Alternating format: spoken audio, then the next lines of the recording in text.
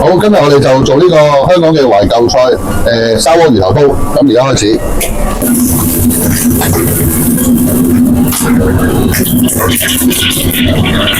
咁我哋魚頭咧，嗰度俾少少底味先，俾少少鹽，少少味粉，麻油，俾啲生粉落去。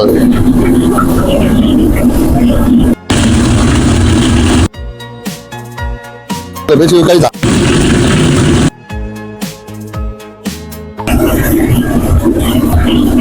跟住再俾生粉，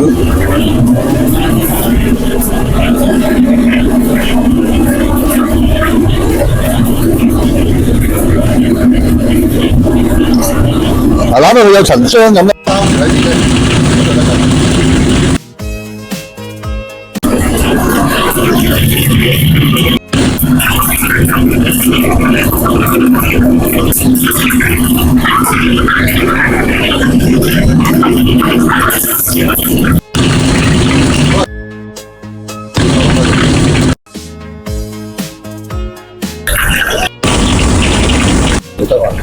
好，咁而家個魚頭咧就浸咗7分鐘啦。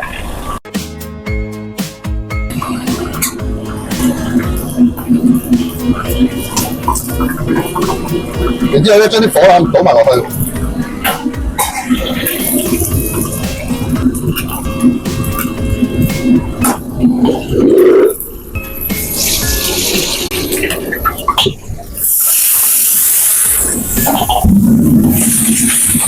好啊，跟住我哋爆一爆個料頭先，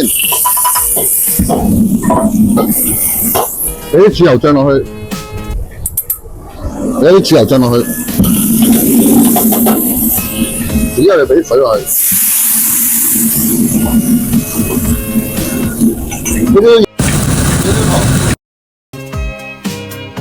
啲雞粉、蠔油。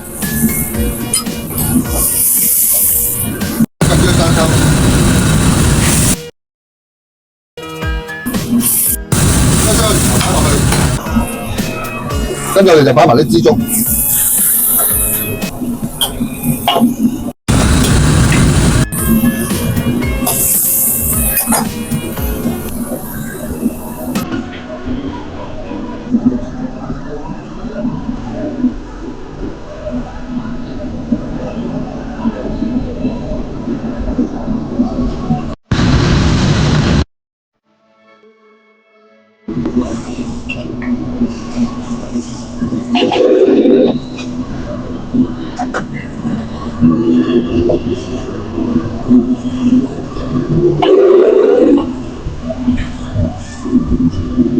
好啊，咁而家我哋燜咗4分鐘啦，跟住咧我哋咧就埋芡，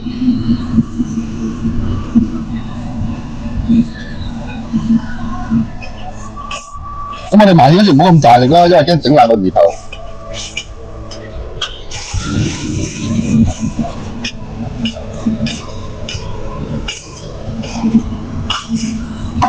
好啦，最後我哋俾兩滴老抽落去，麻油。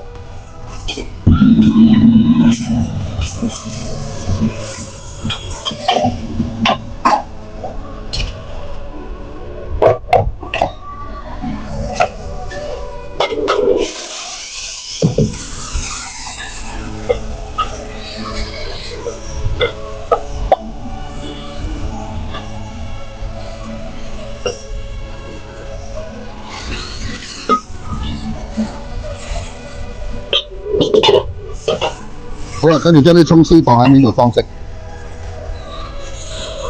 好啦，砂鍋魚頭煲又做好啦。咁我哋咧炸魚頭嗰時咧，一定要炸得佢夠透啊，炸7分鐘左右啦。咁燜嘅時候咧，大概係5分鐘到嘅。同埋記住個魚頭後面咧個魚韻嗰個位咧，要開少少暗花，咁啊等佢更加入味啦，同埋更加容易熟啦。好，多謝大家。